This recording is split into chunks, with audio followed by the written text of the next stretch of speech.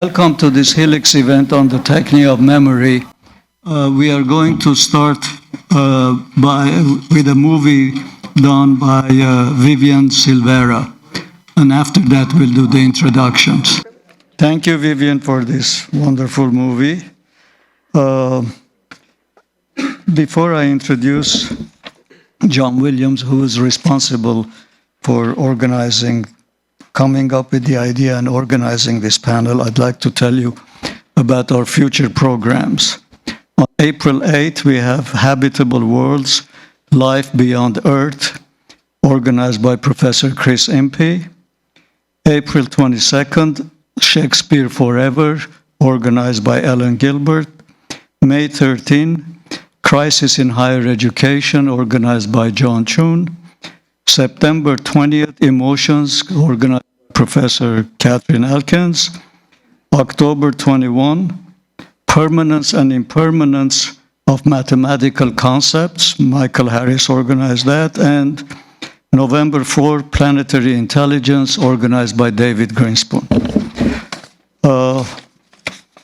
John Williams, I'm going to be brief because some of you or all of you have this, is a professor of English, film, and media at Yale University, and he is the author of the book, The Buddha in the Machine, Art, Technology, and the Meeting of East and West. The book won the 2015 Harry Levin Prize from the American Comparative Literature Association. And he just completed a manuscript titled World Presence, The Trouble with Mindfulness, which details the rise of a new metaphysics of presence that has emerged within the multi-million-dollar wellness industry, a metaphysics with important consequences in how we read literature and philosophy today. So, John Williams.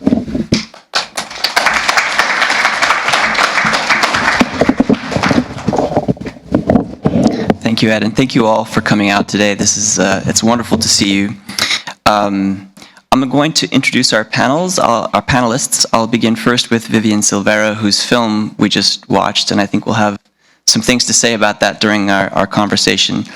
Vivian is an award-winning artist and filmmaker. Her videos have been installed at the Bill and Melinda Gates Foundation, MGM National Harbor, University of Mary Washington, Davidson College for Culture, and the Cube Art Project, Union Bank, and exhibitions include the Art Basel Miami, Art Week Berlin, the Edward Hopper House, the Albright Knox Gallery, the Dahesh Museum, the Masser Museum, and the Museo de la Ciudad Mexico. Her film, See Memory, that we just saw, premiered at the Imagine Science Film Festival. Her sculpture, The Fault, was made for the Women's Studies Department at Vanderbilt University in Nashville, Tennessee, where it is permanently installed. She's a two-time recipient of the Chaim Gross Award, winner of the Valerie Delacourt Award and the Harriet Whitney Frischmuth Travel Award from the National Academy Museum of Design. She also won the Award of Excellence in Painting at the Edward Hopper House Museum. Victoria Losola is an author and editor with 20 years of journalism, publishing, and digital media experience. She's been a founding member and senior manager of groundbreaking teams at Twitter, Condé Nast, and NBC. In addition, she has taught seminars and undergraduate writing classes at Columbia University, the University of Arizona, and the University of Montana. She's also an editor and ghostwriter with particular experience in memoir, fiction, sociology, philosophy, and psychology manuscripts.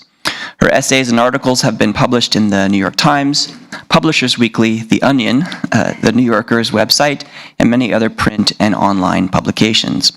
Her writing has also been acquired by the Metropolitan Museum of Art's Thomas J. Watson Library, as well as Yale University's Beinecke Rare Book and Manuscript Library.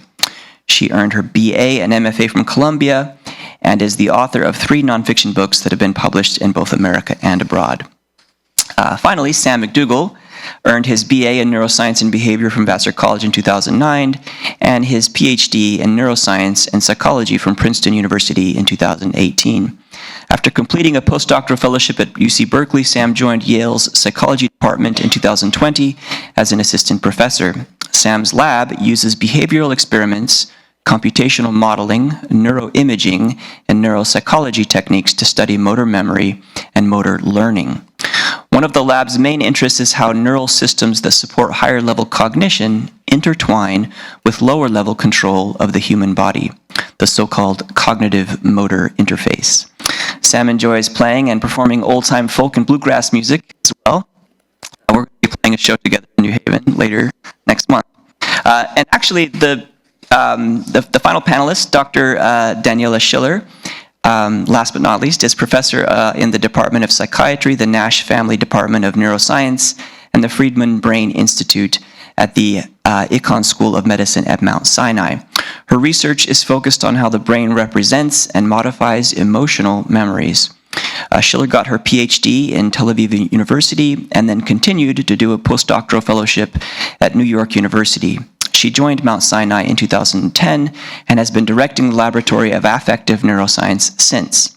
Her lab has delineated the neural computations of threat learning, how the brain modifies emotional memories using imagination, and the dynamic tracking affective states and social relationships.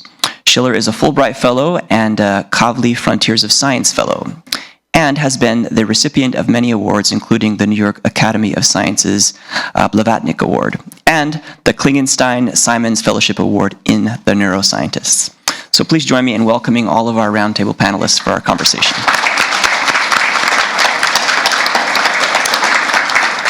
Our conversation will be very free-flowing. We'll have some time for questions at the end as well. So if anyone would like to get started, perhaps on some topic that's interesting to them.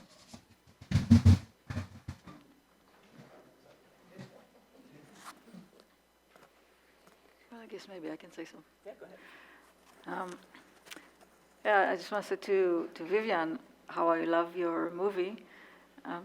You kind of listen, you have conversation with scientists, and you listen to the underlying intuitions, all the stuff that doesn't go into the scientific papers because there's no actual data, but you get really the essence of it and put it all in the movie. So I think it's A lot very of that moving. commentary narrated by me was Daniela, actually, who I pursued vehemently until she agreed to let me interview her. Right? It took a year from when I first reached out to her, but I had just started this strange stop-motion animation experiment. I didn't know where I was going with it, and I was reaching out to neuroscientists, and you saw, hopefully, the list of who I got to interview, which really was my favorite part of the process. And I had a mind-blowing interview with Daniela in her office, and really moved me so much. And so a lot of that narration about the art of storytelling, and we don't have to be a slave to our past, and all of our behaviors all of our memories are carved into our behavior. That's all Daniela's words. So we have and I call her for every single project now. Because I'm fascinated by memory and imagination, which is, as an artist, that's what I'm working on in my new films, and that's exactly what you're working on in your lab. Do you want to talk about memory and imagination?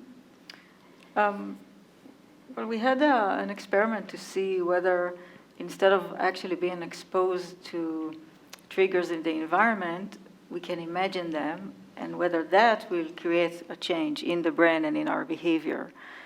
So we created a situation in the lab where people learn to be afraid of something, like a tone that predicts something unpleasant. And usually what you would do in something like exposure therapy, you would present that tone again and again until you understand that the tone means nothing.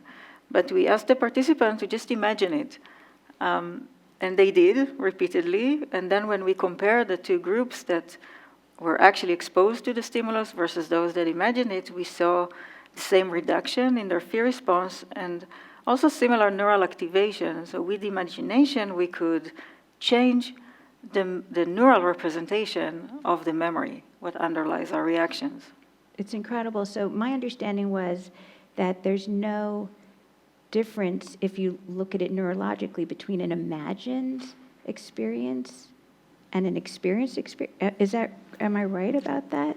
Or there's got to there are a lot of similarities. Okay. Yeah, I wouldn't say it's exactly the same. You see the hippocampus, which is the brain region that's very important for memories, that is also active when you imagine. And you see widespread systems. One of them is called the default mode. It's a neural system that is active when we have introspection, internal thoughts. You usually see it kind of coming online, almost like to block the external stimulation. And this is part of it is a system that you see also when you imagine. Can I interrupt to say that I think that's one of the things I find most fascinating about the film is the way that it dramatizes and performs that sort of neural reimagining that happens within a memory that people tend to think of as a recording device, as you say, but that in fact is a kind of rearticulation of something that's happened.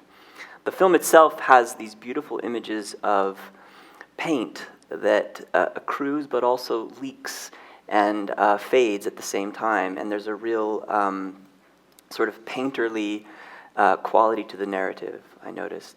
And to me, that's why I think the question for today about the technē of memory, that is the art, the way that imagination, the way that we engage with objects and tools and works of art in the world, affect the way that we imagine memory, the way that we function with memory as people.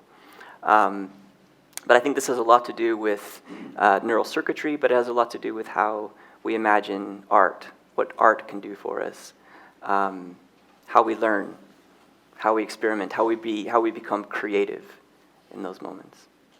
I remember this being something that Sam and I taught a course together at Yale called The Science and Culture of Memory. And one of the things that we found so interesting was just how much the same processes that we rely on for memory are part of what we rely on for creativity, but also imagining the future. That there's a real way in which memory has an impact on how we think about futurity.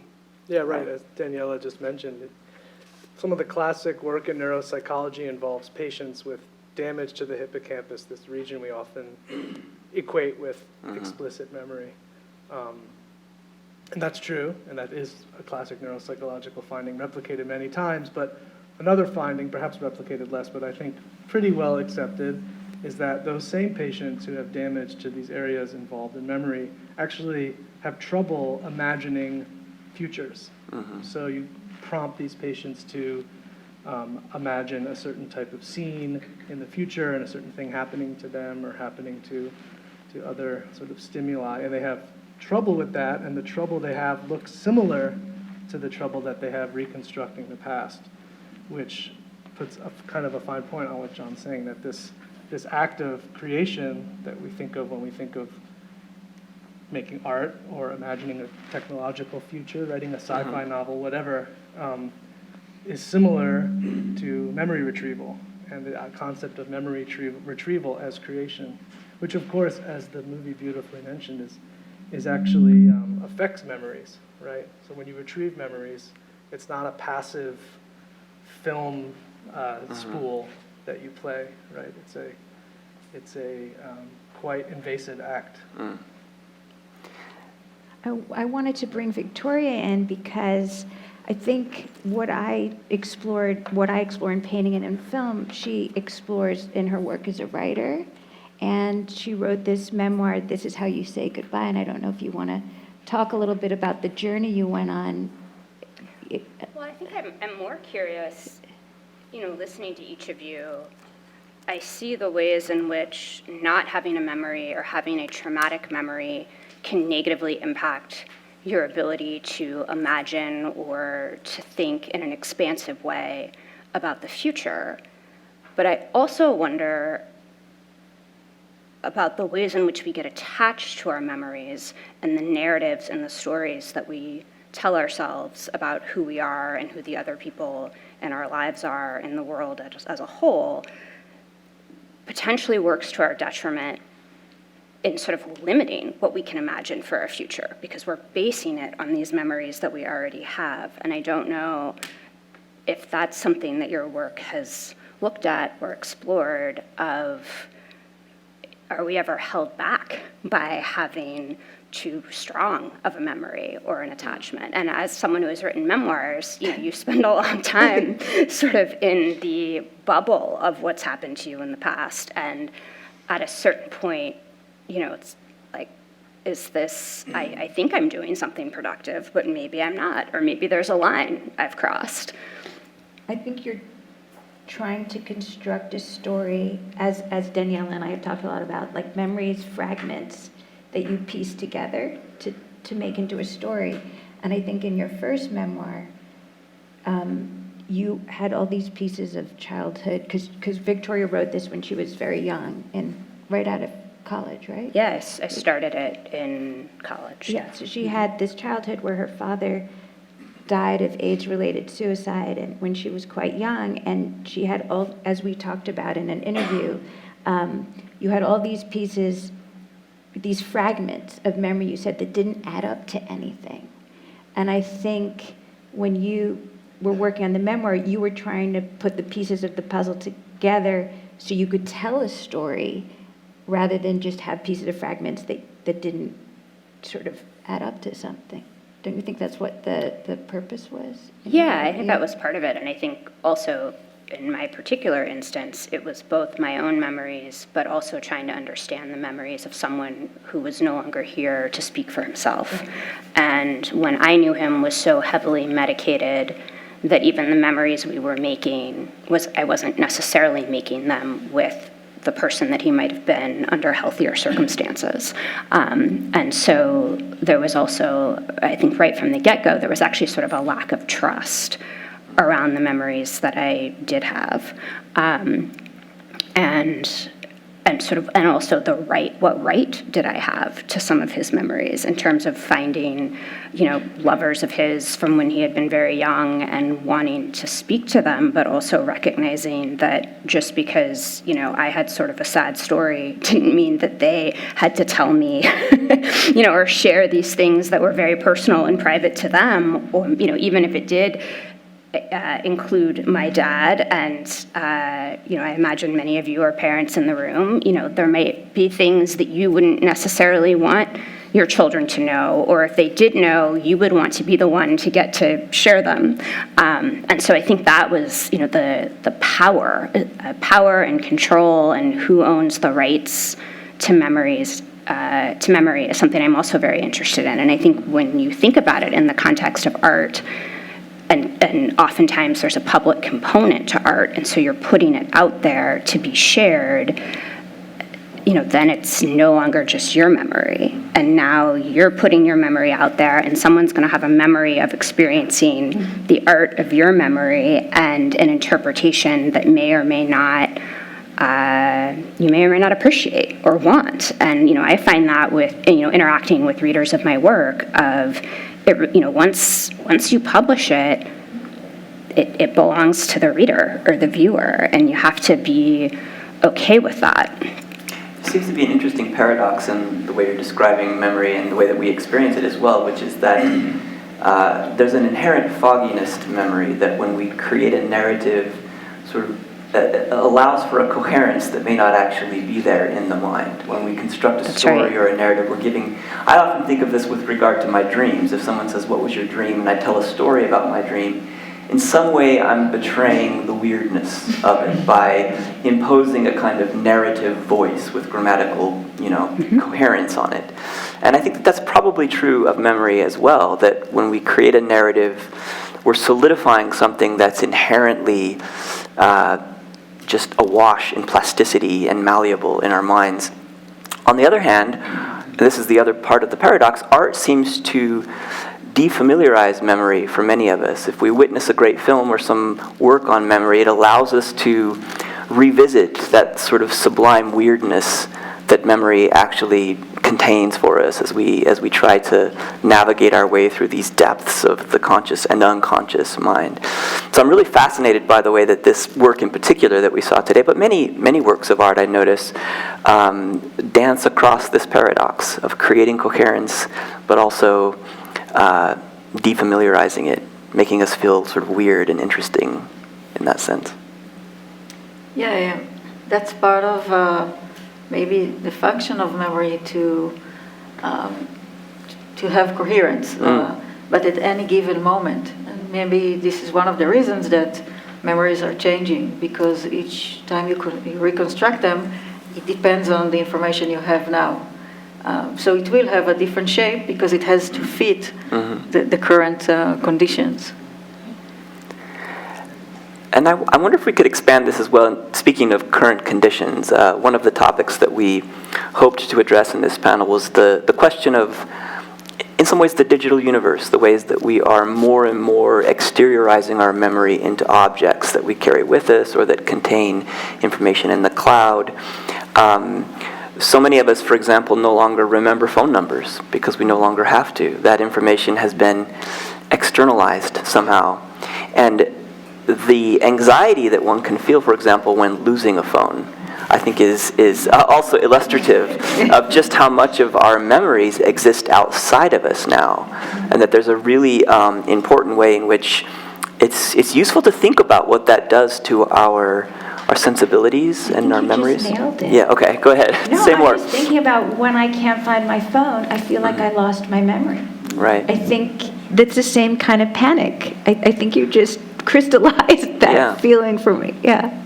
I feel like that conversation is as much about phone numbers as it is about skills. And that actually what people really mourn is that they don't know their way around anymore, for example, because of GPS. Right? There's a skill that they used to have to sort of, polish and look at the Rand McNally Maps. Maps often, atlas. Sitting on the dashboard collecting dust. But I'm curious about that aspect too, right? Because on the one hand, we mourn this. We say, oh, I used to be able to get around, and now, I can't do it for shit because of this GPS. But on the other hand, we say, well, maybe now I've allowed myself to learn other skills. I've freed up my time somewhat. And as someone with a 3-year-old, time is, to me, just constantly slipping through my fingers. So I was thinking the same thing. I was going to ask you too, in the neuroscience world, do we have more space now for other things? I think we incorporate things. This is a nice example I like about the calculator, right? We didn't have a calculator, and now we have, and it didn't hurt us. Actually, it really helps, right? So you do incorporate these machinery into our abilities. It's like our external consciousness, right? Totally. Is it a coincidence that the hippocampus also has a map-like function? Actually, yeah. I mean, some of the famous work on what we've lost with GPS, in humans at least, is studying London taxi drivers who have to spend many years studying what's called the knowledge, which is a sort of poetic name for what's now lost. So learning every street and every corner and every turn, and they have to pass this onerous test to get their license. And actually, it's been replicated fairly many times at this point that areas of their posterior hippocampus, and actually the specific location within the hippocampus is important for technical reasons, but areas of the posterior hippocampus actually enlarge when you spend a lot of time studying a map. So London taxi drivers, you can actually follow them before they learn the knowledge till many years later when they've considered to have the knowledge, and you see this increase in the gray matter volume, so the amount of neurons doing stuff in the posterior hippocampus, the exact region you're talking about. Yeah, there's something very interesting about that map-like representation. So we start with the physical space, and you map the location, but what we learned in recent years is that this type of machinery in the brain actually applies to all manner of spaces. Just like memory, actually, memory and spatial navigation are in the hippocampus. So what is memory if not, a collection, a sequence of scenes that you link across contexts? That's also a form of mapping. And since then, research discovered that that type of mapping occurs also in sound space, even social space, the way we map the location of others relative to ourselves. So the mapping of physical space is really just one case of that machinery of linking between components.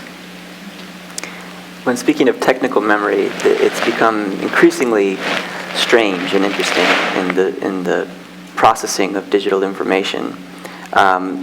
I was thinking earlier about how when I first got a computer, someone would ask how much memory is there. It was in reference to this sort of blank storage capacity. It didn't contain anything. It would be the equivalent of someone saying, how much memory do you have? Well, I have 50 blank books on my shelf, so I have a lot of memory. We tend to think of memory as having content, as having kind of intentionality to it. Whereas in the computational world, it was described as this kind of storage capacity. Increasingly, however, with AI, and I think particularly with what people are talking about a lot right now, which is this ChatGPT, the processual quality of memory in computation has become more and more eerie, more and more strange and interesting to the way that we think about what machines can do and what we can do by contrast. But of course, all of these models, all of these are artificial intelligence models, are taking vast amounts of data and using it in a kind of mnemonic way to predict what the next line of information should be. So the processing of data now by computers is so intense and so vast that it's becoming predictive in really kind of uncanny ways for the way we think about our own memories. So the memory of the computer is to predict the future, which is what most neuroscientists say now, right? That memory is as much about, or more so, about navigating the present and making a plan for the future than it is about being an accurate recording of the past. Yeah, but in the context of a human being, it's in the service of the organism, right? We retain information and we retrieve it to make sense of the environment and to make predictions in order to survive, to function best in the environment for our own organismic needs. ChatGPT, I don't know what the motivation of that machine learning is yet. Right, it's memory towards a goal in living things, right? Yeah. And you have to wonder, of course, on its face, our intuition is that these large language models don't have goals except just optimizing some, to use a jargon, cost function, which in this case is predicting really well what the next word or phrase in a sentence is. I thought that when you were earlier talking about memory, you were talking about memory, and I think in the movie, in the film, it was specific or more frequently referring to what we call autobiographic memory. And that's different from memory of knowledge. So it's not very clear memory, to what degree autobiographic memory helps you navigate the future, especially when you say every time you access autobiographic memory, it may be changed. So what is what makes it then that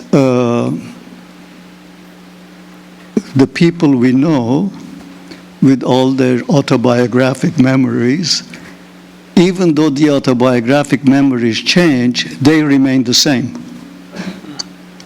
So if I met Vivian 10 years from now, she may be a little bit different, but mostly will be the same. So how is that explained in terms of the neuroscientific world and any other explanation? I think if Vivian will be the same, maybe it's a philosophical question or... The ship of Vivian. Yeah, I think we're constantly changing, and we are our changing selves. There's some coherence in our representation, but that coherence is dynamic. Well, I agree that we are changing, but it seems to me that we are changing because we are in an ongoing way. We have other experiences. Yes. And that is different from autobiographic memory. So wouldn't you say that in a way we are a product, not so much of our memories, but of our experiences, some of which we may be able to recall, correctly or incorrectly, and a lot of which we don't. Yeah, absolutely. I think that's it's a very profound way to say it, that we are, instead of saying we are the sum of our memories, we really are the sum of our experiences. And whatever you retrieve in the moment relates to what is it that you are now or experiencing now. We have triggers for memories. So for example, if you retrieve something negative that happened to you, it's not that this is who you are. It's like something is happening now that is triggering it. And if you listen to that, you understand who you are now and why is it that you're retrieving it. And that memory might, when you store it again, might be modified because of that new experience. So when you listen to your memories, it's not really an interrogation of who you were. It's an interrogation of who you are now.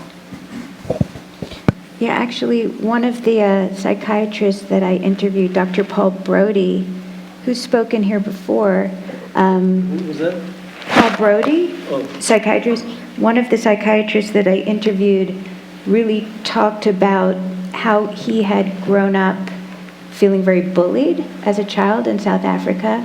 And then when he shared that memory with a friend who had been at school with him then, but they hadn't been friends, he now remembers that memory as if his friend was there with him. He wasn't alone. And I know that, Daniela, you've told a lot of stories about what you learned about your father. Daniela's father was a Holocaust survivor, but, and she's spoken about this on many, The Moth, and she's told the story really beautifully many times, but how you learned something about him and that colored all the previous memories you had of him. Do you want to talk about that? Yeah, if you're talking about memories that are changing, scientifically we call it the process of reconsolidation. There's an event that happens initially and you consolidate it, but each time you retrieve it, it can be restored again in a modified way. And personally, my father who was in the Holocaust, never talked about it. So I never knew. And he was just this person, I'm living with, and there's like this block that I don't know what's happening. And just at one point, very close to the end of his life, he finally talked. And it's like a whole world got exposed. And because I study reconsolidation, I was acutely aware of like domino pieces, how all the previous memories of him are being colored by that new information that I'm having. And I'm kind of desperately trying to remember how I thought about him before, just to document it scientifically, but it becomes a semantic memory. It becomes kind of just I know I thought about him differently. And it's very interesting once you kind of start to think of this dynamic revisions of memory and you try to track them in your own life, it becomes a very interesting process of discovery. It's very hard to track it. I think it's very hard to hold on to what you previously thought about something. Yeah. Yeah. Well, I guess I'm interested in holding it all somewhat loosely. I keep coming back to, Daniela, what you were saying about the sharing of a memory or a story as a mean of connection, which is absolutely true. And it was in tandem with John talking about the sense of presentation that we have online with our posts on social media or whatnot, and obviously that's something that is given a lot of page space these days. But I think it's also true that when we share a memory, it's not that it's false or an intentional misrepresentation, but it is a representation. There's a way in which we choose to share that memory with people, or the way in which we choose to dress or show up in a space. And so when we, talk about these kind of fake glamorous lives on Instagram or, TikTok or whatever, it's not like that got invented with social media. That's been part of human nature for a very long time. And so I think to me, there's this inherent tension, and that sometimes we think, all these things that have been changed by the digital, and in some ways that's true, and the way we remember things and how we edit things and how many characters something is absolutely going to shape us in ways we don't even know yet. And yet at the same time, I think human beings are human beings, and we sort of come back to some sort of default. And And I'm always leery of, what your father shared or what anyone shares with us. Maybe the new information is valuable, but also what's valuable is the way in which they chose to share that, or the thing that they remembered and shared as opposed to the thing that wasn't said. And it's kind of the white space on the page can be just as important. Victoria, could I ask a question? As a writer, I've talked to a lot of writers, and quite often you hear the phrase like, "I didn't know what I was thinking until I started to write it down." Yeah. Right? And I wonder, since you write a lot about memories, memoir, I wonder if there's a sort of an analog for that in writing about memory, that you don't know what you remember until you write it down. I want to know if there's something interesting about writing something that both slows the mind but also reaches into the memory in ways that, if you're just simply telling someone something casually that you remember, it might be a different kind of experience.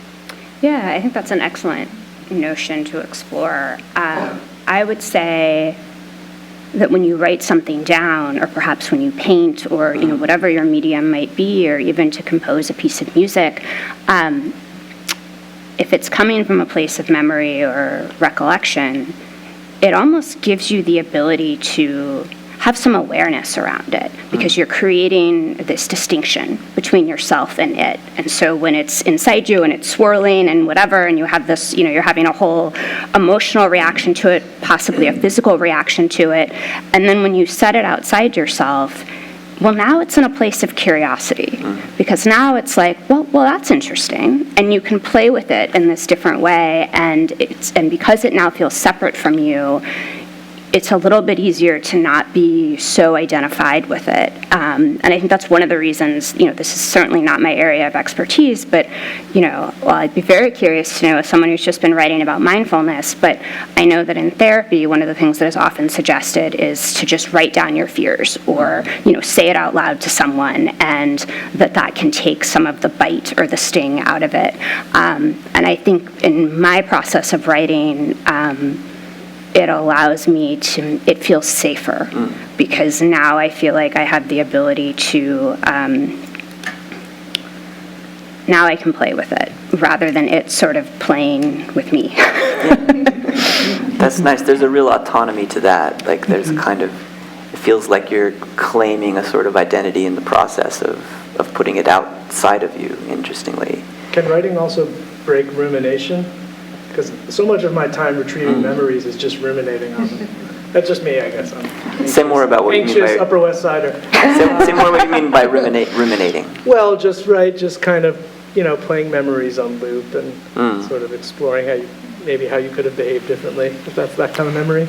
But I wonder if writing I'm curious, I'm kind of asking more than theorizing, if writing maybe helps, because you need to have some momentum when you write. Maybe it helps you navigate through memory rather than just sort of hang out in one spot. Yeah, it may help. I think it may also not help. And one of the questions I have that might, I think, speak to some of the other concerns we're having is, what are the structures, institutions, corporations, and so on, that curate that exteriorization of memory? Rumination can happen just about any time you let your mind wander. But to put it outside of you, either into a work of writing, or onto an app, or to in some kind of film, you're putting it outside yourself. And the difference, I think, is that in writing, that autonomy, that sort of volition, remains close. It remains intimate. It's part of that. You own something about that as it comes out of you. But when memories are exteriorized into vast amounts of digital platforms that in some ways, I always found it so interesting when Facebook delivers me a memory. It's a cue. They say here's what you were doing, 7 years ago, and if you've been divorced, you say, oh well, thank you, that's great, or these can be very interestingly owned in a way. Yeah, maybe something that and this is another question that we're having from the beginning, and that is that how much control over the way that we remember do we have? particularly because remembering is an act of reimagination, how much force of our own control do we have over that? Maybe before there's an answer to that, I think it's tied into the question of life experience playing a role in who we are. Right? And part of the experience is also interactions that we have with others who remind us who we are in one way or another. Yeah. Because you remember what happened to us the other day, you know. For sure. And I have a feeling that helps to sustain a sense of some continuity in your own personhood, because other people keep. Yeah. Now it's been exported Into someone else, into yeah. some gigantic space. Yeah. And what effect might that have? Just to go back to your question. Yeah, I mean, one of the questions that raises is the idea of collective memory, right? And the fact that when we have memories, often we share them, even if they remain unarticulated. They're there in some ways. So we can both exteriorize into these structures, but into groups of loved ones or people or associates. Well, actually, A.O. Scott, I think, just stepped down as a film critic at the Times. Oh. At least I saw this on Twitter, so I need a fact check. But, Yeah. and I think We have some nodding heads. I think his reasoning and his motive was that fandom had driven him crazy. This idea that there's these collective groups that all sort of share a narrative about how good this Marvel movie is or whatever it is, and that it drove him nuts because he could pan a Marvel movie and have this entire collective group, this Borg of fans, sort of go after him. I think that he was sick of that. And I think of that as being like the exteriorization, in this case more of like opinion, but you can call it memory. I was also thinking about what Victoria said about externalizing the memory in writing. And I was thinking, don't you do that as a neuroscientist too? I mean, let's say memory is very ephemeral, it's very nebulous, it's very hard to grasp. Like we talked about in many of the interviews, it could be a feeling that washes over you. But I could shape the memory as an artist or take some control over memory. But I would think that studying memory as a neuroscientist would be also gratifying in that same way, in that you're taking this thing that has this unconscious power over you, and you're really breaking it down to its essence, and it's also giving you control in the way that creating an artwork about it would give you some control. Yeah, it helps to understand the machinery. If you understand the mechanism of how it works, you start also to kind of understand what's the purpose of it, and then you internalize it. But I think kind of a thread that's going on here is really about autonomy. And because we keep saying how much control we have, and you were saying it's like, okay, if I put it outside, now I have kind of a space. And I think that's one of the biggest, I guess, myths about memory, which is that we don't have control over it. It just comes out of somewhere, and that's it. And if you have bad memories, you really are doomed if you think like that. But that process, I think, that Victoria is describing, and also by externalizing, when you have monuments, these are triggers, and they do force you to remember because they're triggers, right? So if you are surrounded by them, that is a way of controlling the shared memory or the societal memory. But I think if we understand the mechanism of memory, we can understand that it's actually something that is separate from us. And when you have a memory, you can interrogate that process, you can observe it. So in a way, you separate the memory from yourself. You develop like a relationship with the memory. It's not who you are, and you don't accept it as a given. The minute you kind of start to reflect on it, then you're doing something like an artist. You start observing it, and if there's no choice, if you are surrounded by triggers that you can't control, then you can start to maybe develop a manner of regulating your responses to not to let memory take control over you. So it's a lot of introspection going on. It sounds mechanistic, but like an artist, it's really like a habit we develop, and we become we gain more freedom in how we interact with our memories. I think you did that in your lab, because I remember you did this I read about it where you created a fear memory in your poor unsuspecting people, and then you expose them to the trigger, but then you try to pair the trigger with you try to pair that same fear memory with something positive, like a beautiful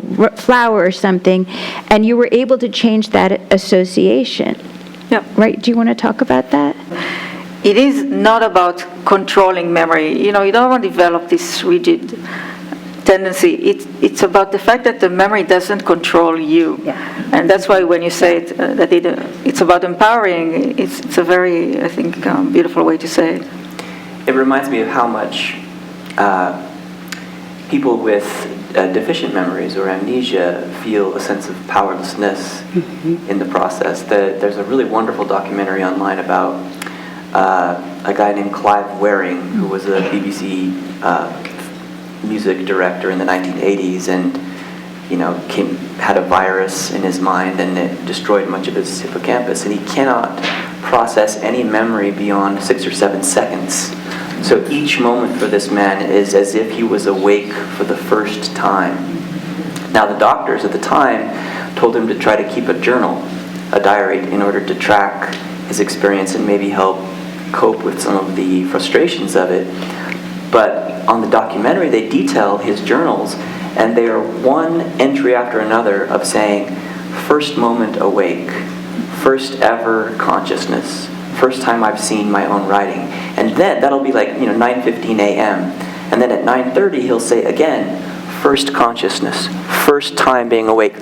Only he goes back and crosses out the earlier entry because he recognizes his handwriting, does not remember having written it, and thought, no, I could not have been awake then for the first time.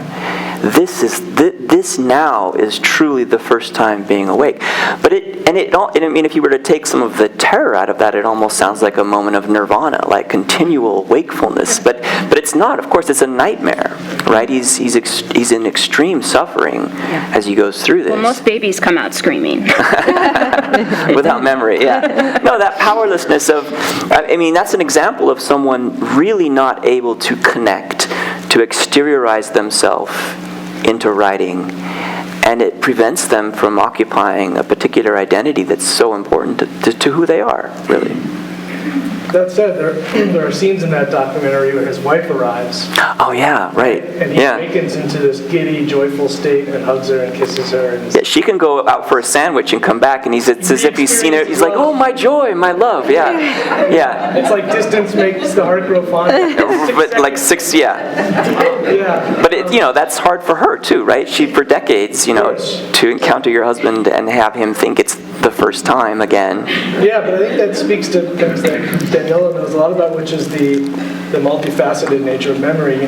So many discussions of memory and thinking about memory is about explicit, conscious time travel, right? The type of memory that we think of when we watch Memento, Christopher Nolan's rather excellent film, actually. Right. And I think it's if you look at the machinery of the brain, and actually if you write down an ontology of the functions of the mind for memory, you'll find that that's actually one relatively modest aspect of human memory. I study maybe the most boring type of memory, which is memory for motor skills. But I think if we think of who we are, I would say that being a musician, a hobbyist musician, but I would still say that's part of who I am. But that's nothing to do with my conscious memory, really, and it's nothing to do with social experiences. It's something I practice. It's almost like a log of time I've spent doing something that I care about. But it exists in a place where, just like Clive Waring, who was a musician himself, could see a sheet of music and play perfectly a piece that he had learned 20 years ago, even though 7 seconds ago he just, to his mind, became alive. I think when we do the I am my memory, we tend to kind of bias ourselves, I think, towards this conscious time travel aspect of memory, rather than all these deep implicit memories that, whether it's our ability to play music or recognize the face of our loved one, or feel a certain way in a certain situation. I think that's really, as Freud would say, right? We were here in the Psychoanalytic Center. That's that's really the meat of, I would argue, really the meat of it.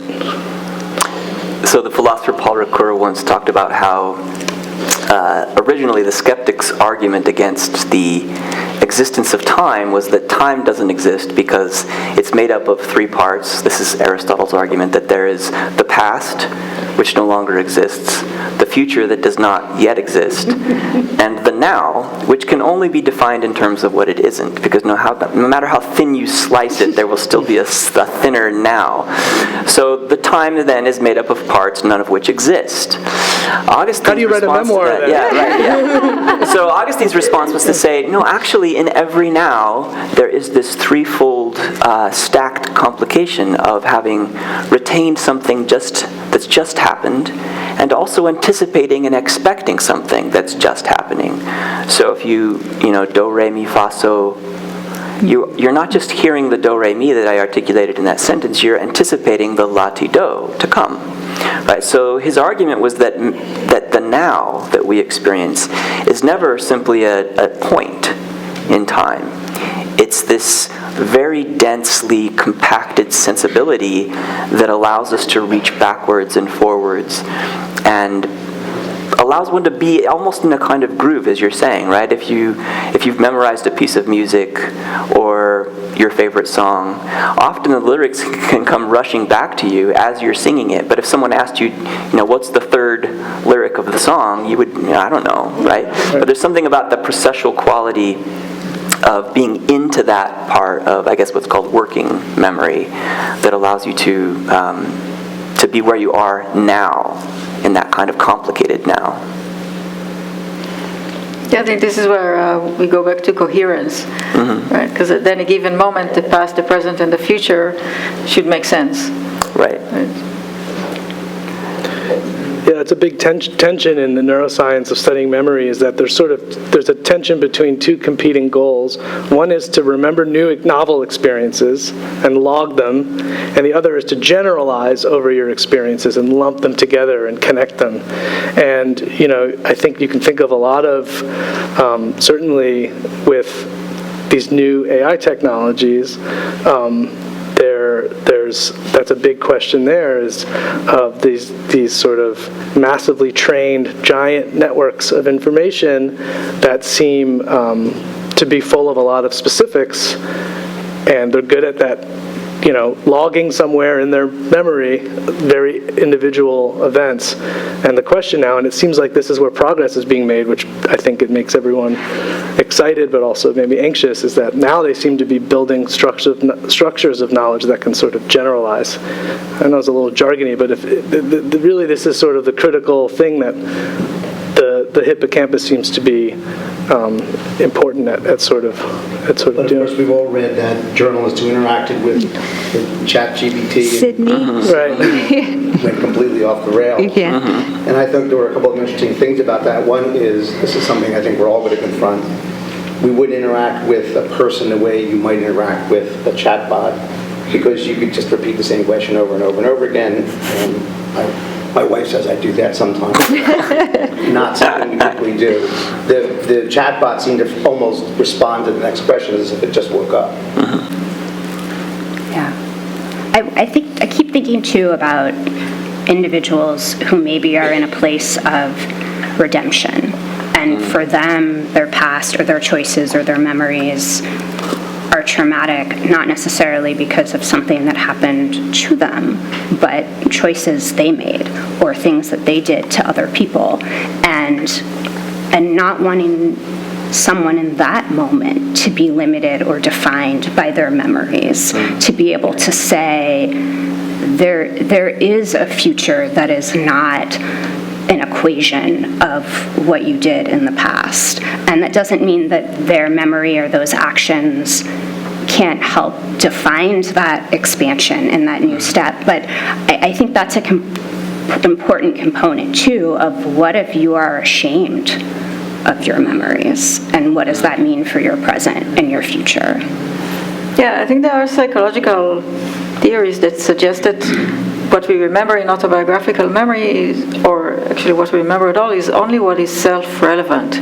So if you remember something that is could be ridiculous, something you did in third grade or something you're ashamed of, it's because it's still relevant, because it tells you something about who you are or what you want to be, or the fact that you were seen in a way that you wouldn't want to be seen. So if you use that as kind of just to understand what is it that's bothering you, and which is why you're being attacked by that memory, and then the memory becomes a tool, right? To just some information that you can use to let it go, or just process it in a different way. I think that phrase, predict the past, is one that I love that. It's like almost a new operational definition of memory that I'll take with me from this I think conversation. Sam is using a lot of equations in his, it's a computational analysis.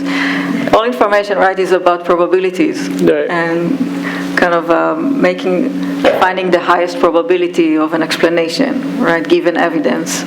So I think you can do that exactly toward the past as well, right? Right, it's all just some number between 0 and 1. Well, that's what makes these new AI technologies so powerful. I mean, I think it's good to be excited and anxious about them for many reasons, but they are kind of making probabilistic predictions, and in some superficial way, not maybe deep ways, but in some superficial way, that's what memory is doing too. So. Yeah, I think maybe just to kind of return to what Ed said before, there are different types of memories that I think we lump all of them together. And some of them are those that we put on machines, like a lot of semantic knowledge, facts, memories of episodes. But procedural memory and motor memory is something that we carry with us. And also, maybe the most important type of memory is emotional memory. I don't see how you can have it yet in a machine.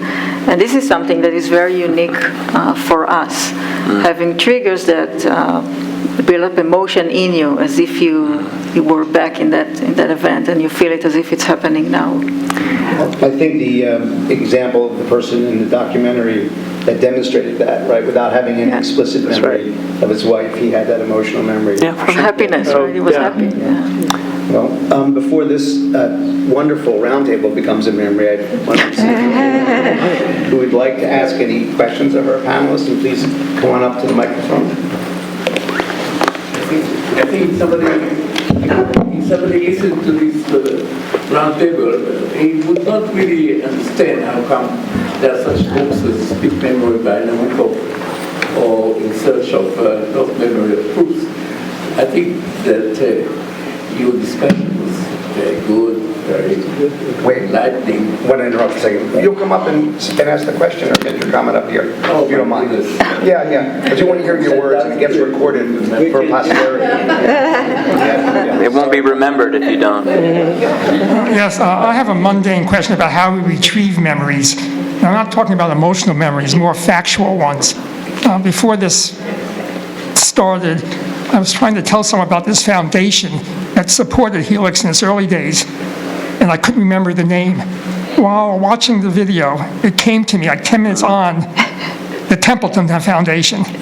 And this happens, I don't think it had anything to do with this film, because it happens to me all the time. I can't remember something, I'm walking or doing something else. I'm not consciously trying to remember that name, but it comes to me anyway. What's going on in my brain at that point?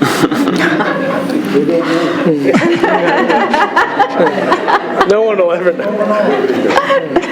Yeah, I don't think we know, but we can speculate that at the very basic level, there's a kind of activation of neurons that were active at the time of the encoding, and they represent the memory. And by trying to remember, of having like the tip of the tongue, you get this process into motion. Actually, if you try to make an effort to remember, maybe you interfere with that process, but when you let it go, that process kind of continues unconsciously. But Any way I can improve that? Well, there is this famous Baker experiment where one of the things that people have often when they have a block, that is, it's like on the tip of the tongue, I don't know what it is, it's quite often a name. And some scientists conducted an experiment where they gave people a group of photographs and said their names. This is Mr. Baker, this is Mr. Cobbler. But instead of telling them, the next group, they told them, this person is a baker, this person is a cobbler.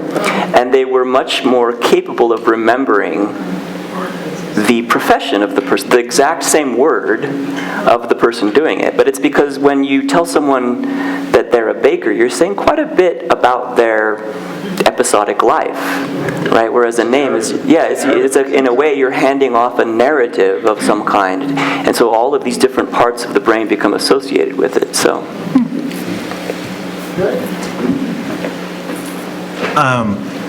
I think something that's really interested me in this conversation is that I feel like we've danced around the topic of trust, and we've had a lot of kind of conversations or, kind of tangents about, we can be creative with this thing, we can understand that when we bring a memory back, it's different, it's not the same, or when we create art, sometimes someone else helps us sort of realize something about it. And I'd love to hear kind of like how you guys think about sort of our growing or different relationship to how we trust our memories, especially in this sort of externalizing memories versus internalizing. I think that we have this sort of internal ability to trust our memories because they are so variable, which really sounds to me almost, kind of backwards. But we have this sort of like an immutable thing, 1 + 1 = 2. We trust that, but we don't really need to know anything more about it. And when we externalize a memory, when we put a photo in Google Photos, it becomes this thing that becomes immutable. It's just ones and zeros. And so we end up, I think, having this kind of different relationship with how we should trust a kind of growing or a different memory of what might have happened before and after that photo. And I think that when we create art, I was really struck when you said, when you externalize a memory and you create, you're writing it, there's this volatility to writing it. There's this ability that you can say, I'm going to erase that word, I'm going to change that word, I'm going to edit that line down. And that, I think, allows us to kind of create a trust to it. And I would just love to hear kind of how you guys think about it. I'm not sure we should trust our memories. For me, the way I think of memory is that it's a conversation. So it's information, and it's not that you can't trust it, but I think it's valuable to be a little leery and to not make assumptions. And we were talking earlier about the power and the beauty of collective memories, but conversely, if you think that you share a memory with someone and then you share it, or it comes to pass that they don't remember it that way, think about siblings growing up in the same household, and inevitably they're going to have different memories of the same event, and how painful that can be, that you don't have, that it's not shared, that it's not collective.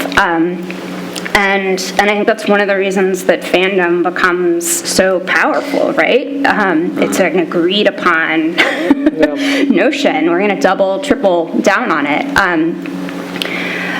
So I am almost, I don't know that I want to trust my memory, because in some ways when you decide that you trust something, does that stop the conversation? But then, well, it's definitive, and now I know this, and there's no room for growth, as opposed to, well, this is how I remember it in this moment, and then as a writer and a researcher, I want to have more conversations. I want to be able to be in a place, and this is hard, I think, for a lot of us, for understandable reasons, where we are open to someone else's interpretation or open to a different memory or version. And I think the work is in not finding a difference in memory to be threatening. Yeah, it's really incredible for me to listen to you, because you come from writing, from art, and I come from science and machines, and to exactly the same conclusion. It's like almost word for word. I was thinking that because I've interviewed both of you separately. Yeah, it's like the words I would use is that I treat it like hypothesis testing, and when I have a memory, it's like okay, that's plausible. So you kind of hold. It's like you hold multiple pasts at the same time, and you kind of say, okay, this is probably has the highest probability. I'm going to to go with that for now. But so it's like actually living with uncertainty, or with this like point that is surrounded by a cloud of uncertainty, but embracing it, and that's the liberating part. But before you can form a memory, before you have a memory, you have to pay attention, right? So the first stage of cognition is attention, and then you only form a memory of the thing you've paid attention to. So in terms of different interpretations of different, it's just that one person was paying attention to something, one sibling was paying attention to something, and one sibling was paying attention to something else. It doesn't invalidate any of the memories. It's just that where was your focus to form the memory? Right? That said, there are true false memories. Yes, I that's think. true. I mean, there's a lot of beautiful experimental psychology work, much of it by Elizabeth Loftus. It's a controversial figure. There's actually a very interesting New Yorker profile of her from a few years ago that's worth a read. But do you know the Yes. Lost in the Mall experiment? Do Yes. people know this experiment? Yeah. I can quickly describe it. It's been replicated actually last year in a very large sample. So it's not one of those psychology experiments you feel bad you mentioned because it wasn't actually real. So you take experimental subjects and you secretly go talk to some of their relatives. You can call those the Confederates here. And you say, look, I'm going to tell Jane that when she was 3, she was lost in the mall. And it was this kind of emotional thing for 10 minutes. She was lost in the mall, and yet the parents eventually found her. The convenient thing is that we're actually all amnesics in this room because of something called infantile amnesia. If any of us here claim they have a memory from below 2 years old, they're probably not telling the truth. No offense. And so anyway, you do this, and you can actually convince, like about a third of the people in these studies, you can actually convince them that it happened, and then a slightly lower percentage, I believe maybe a fifth of them, they can actually report that they recall it consciously, even though it's a complete fabrication.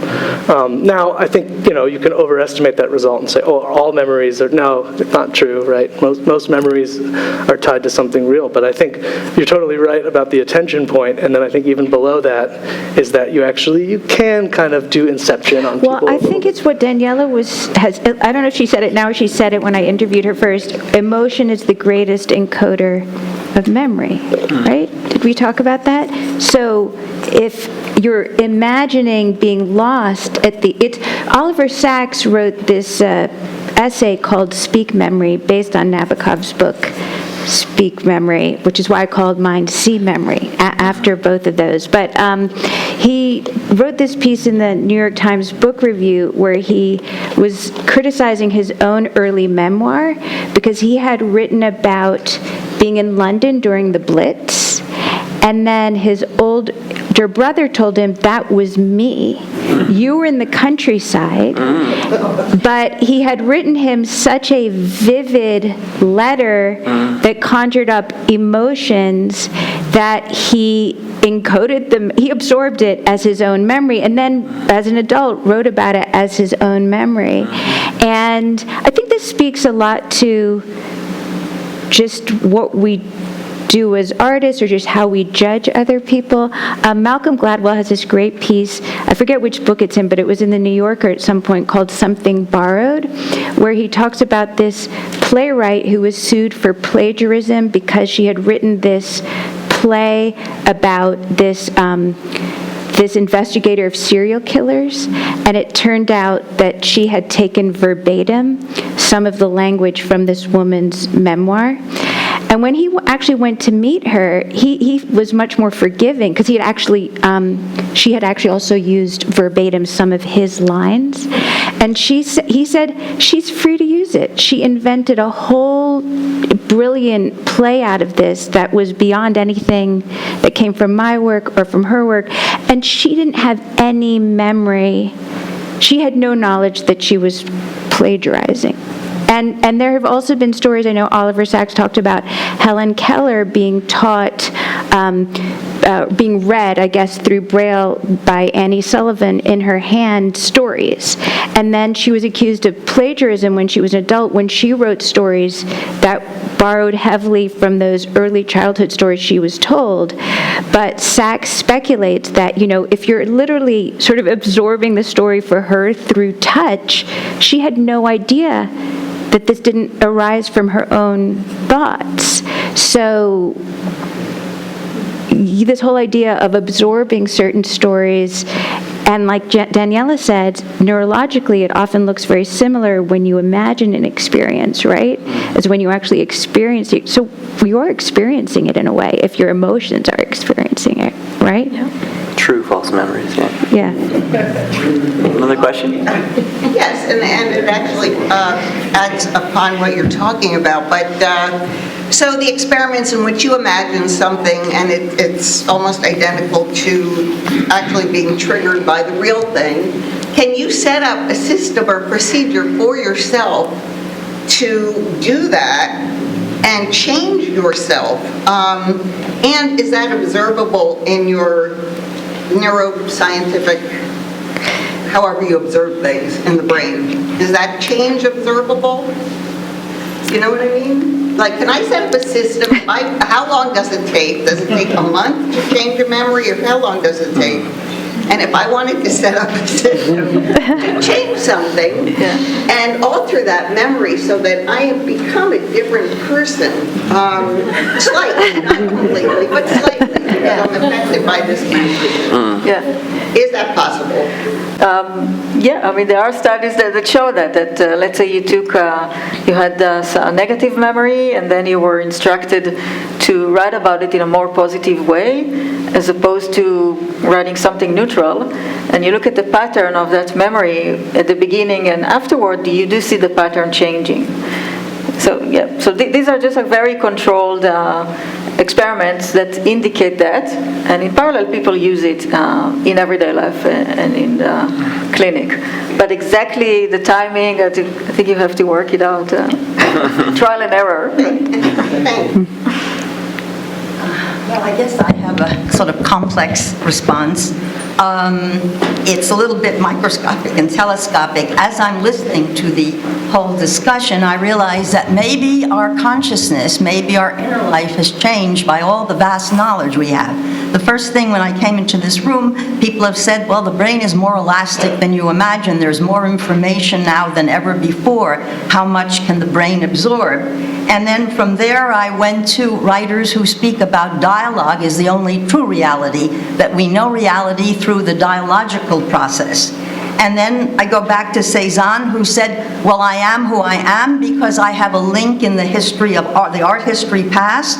And then we go back to the self, and the self now seems such a vast assortment of things that there seems to be a great variety the way one can describe memory and the self. So the autobiographical world then becomes a very complex world because all these factors are now entering.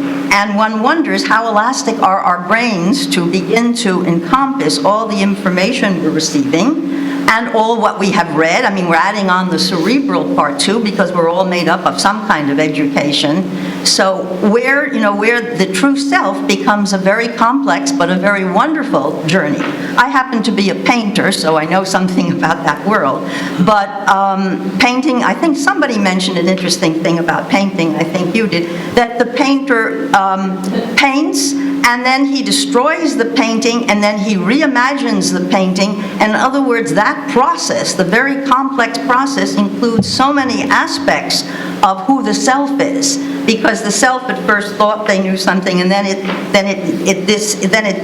dissolves, and then it comes back again. Anyway, the biggest point that I wanted to make is this elasticity, and how are we all going to? We can't expect to encompass all the complexity of it, but I think dialogue is a very important part because that becomes part of the self. I just maybe. Before we answer, maybe we could ask the one more question, and then we could try to answer both together, because we have one more. Oh, mine is so different. No, that's okay. Well, So I wanted to share one thing. I read this morning GPT-4 has no memory. So the reporter gave the example that he asked the system to write a recipe. So for Indian food or something. Well done. Then he asked the system to write a 2,000-page essay on I don't know, bicycle riding. Then he said, so tell me the recipe, and the machine couldn't remember the recipe. So I just wanted to share that. I don't know if it's good news or bad news. But I was interested if you guys could comment on institutionalized memory, because you didn't talk about that, and it generally shows up in monuments. I mean, if you think about it as art, it's sort of a physical manifestation of it. But today, when nobody remembers anything the same way, what happens with institutionalized memory, and how do we codify that? So it's a little different. I think the ChatGPT thing was a safety measure they put in after this whole explosion with the New York Times reporter. So they now limit it so you can't have as long conversations because it can go off the rails. And also, they don't want the chat bot thing to have a memory because it could go off the rails. So I think it could have, but then they eliminated. That's my understanding of what happened. That seems right. Yeah. But remember, this didn't go into that. Yeah, this would be called like working memory. Yeah. So remembering something from a few seconds or minutes ago. But now ChatGPT and all these large language models have been trained on these giant corpuses of data, and they've been trained in such a way such that there's what are called weights, which is a machine learning term for just relationship between different aspects of the internal workings of the model that predict sentences and words. And that certainly could be called memory, right? That's a very large-scale semantic memory. Yeah. There's ChatGPT. That's ChatGPT. Just kind of. Institutional memory? And then the previous question as well. I was wondering about the previous question. Something was on my mind earlier when we were talking about the way memory functions. Yeah. Namely, how similar it is to sort of a lot of theological ideas about iconography and how icons are supposed to be sort of living. They have a life, what we sometimes also refer to the living constitution. That's another example of something that's in black and white and it's fixed, and yet it's supposed to have a sort of living quality to it. I think that somehow touches on the idea of plasticity in the brain. Does anyone want to respond to that? Yeah, I think I'll go for institutional and then the dialogue part. But so institutional memories are memories of society, and societies are entities. They are actually living entities, and they have experiences, they have memories, and the institutionalized or monuments are decisions that the society makes of what to remember. It's an explicit decision because these monuments are triggers, right? Whenever you go by them, it triggers. So this is the concept of like shared memory and what the society is making. And there could be a dialogue about that, right? It's like people can argue which monuments we want to have and whatnot, but it tells you something about the society. And it can change, right? You can make a decision about a monument or a way to commemorate an event at some point, and 10, 20, 30, 40 years later, you can make a different decision based on more information or a different committee made up of different types of people, and they can sit side by side almost, in the sense of, I think there's something to be said for retaining in some way the memory of the past choice that we now maybe regret or feel that we've outgrown, because it's important to remember that we did that, and not to pretend that we never did that. But that notion of decisions can be undone or can evolve. But I think Danielle is absolutely right. You know, what is an institution? Who are institutions? And we have to grapple with that, and there's transparency. And I think it's acknowledging this was the memory that we made. Can we make a new one? And can it be all the more powerful for the fact that we weren't on autopilot, and that maybe this time it has a new level of resonance that the other one didn't have before? Yeah, can I just go back to the dialogue? I think it's such a beautiful, maybe final question, because the dialogue, the idea that the dialogue is important, really encompasses a lot of what we've been talking about. We've been talking about the hippocampus as the memory region, and also the region that maps the environment. And we talked about memories as this coherent line, right? There has to be continuity. And for that space to happen, we need coordinates and we need reference point. And I think dialogue is a reference point. This is why we're so miserable when we're lonely. We're kind of lost in space. But the minute you talk to someone, it anchors you to some reference point. And it also, through the sharing of the memory, it gives this anchoring. It gives your space meaning and something you can navigate around. Yeah, that's beautiful.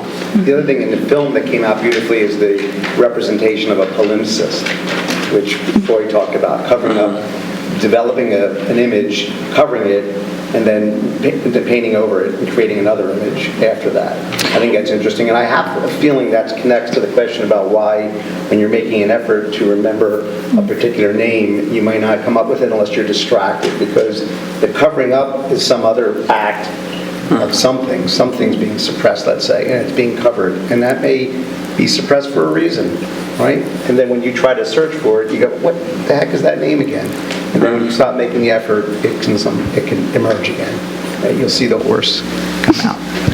I couldn't remember what I had painted before, to be honest with you. It was a great experience. The process of making the paintings and the animation was really echoed the process of remembering, because I would make these thousands of painting stills in my studio, and I honestly have so many paintings that I can't remember what scene they originally were, like in my new films.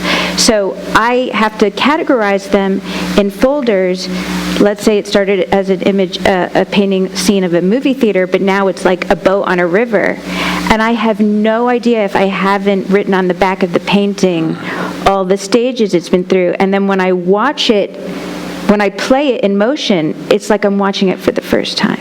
I have no memory of how it's changed over time. Yeah. Do we have any questions? No, we were looking to see whether there are any questions from the Zoom audience, or there's not today, so. Anyone else have any questions before we wrap up? Come on, yeah, please come up.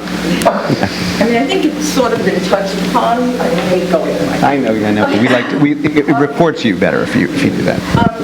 It's sort of, I feel, touched upon a little bit, but this, for me, what comes up is what is the relationship between memory and truth?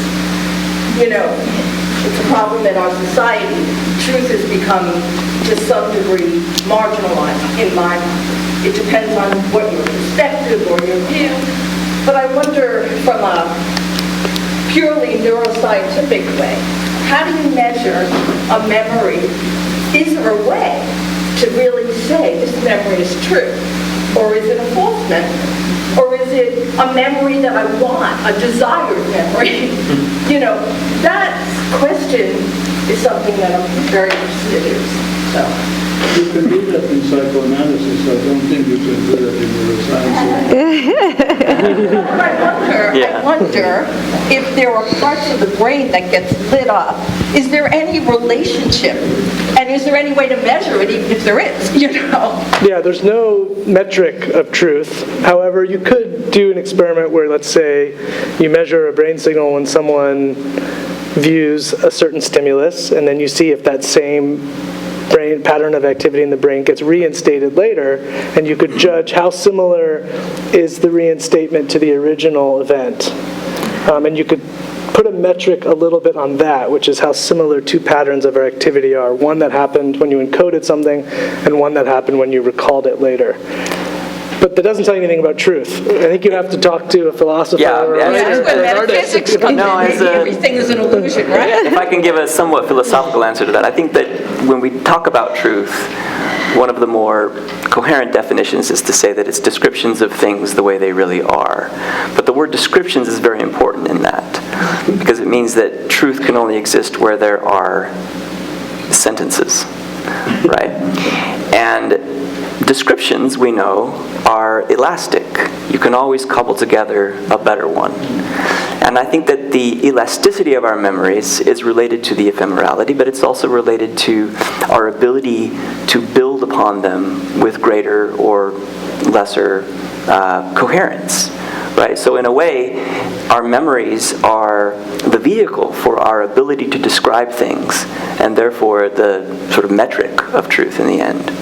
But it also depends on truth. fiction writers always talk about how the work of fiction contains a lot of truth. Same with feature filmmakers, that by taking liberties, you're able to get to a greater truth. And there's this Sanford Meisner, who was this famous acting teacher, used to give direction to his students that acting was living truthfully under imaginary circumstances, which I love, and which really I think about all the time with my painting. Like I'm imagining all of this stuff. It's, my film's called a documentary, but there's not a single ounce of documentary footage in it, which it's all imagination. So I think you can have truth and fiction at the same time. Can I jump on that? Yes, absolutely. I sense that perhaps some of where your question came from is a frustration that I think a lot of people feel, regardless of their views, in, say, the political realm, of feeling like, what is true, there's a lot of untruths. And I think part of why a lot of these untruths or these falsehoods have so much power and have become so dangerous is because they are speaking to a larger underlying truth. The one other comment I'll make about that is that, I think we have this feeling, and I think this was dispelled to some degree in what we were talking about today, that memory is like a representational system, and that's all it is. So if it's a representational system, we think, well, either it corresponds with the truth or it doesn't. And that may not be exactly how memory is, or what we're calling memory. It partakes of representation, but it's much more dynamic, unlike a film recording or a transcription or whatever. So there are definitional distinctions to be made as well, right? When we say something is a truth or one is true to something, right? Often when we use the word true, we mean a kind of fidelity. Like if you're true to your partner, or you're true to the experience in the fictional work or something, right? But the idea of truth seems to be something that requires a kind of articulation of some kind. Let's know your integrity. Yeah, or integrity, yeah. Okay, well, everyone, thank you so much for this thank you incredible everyone for coming. today.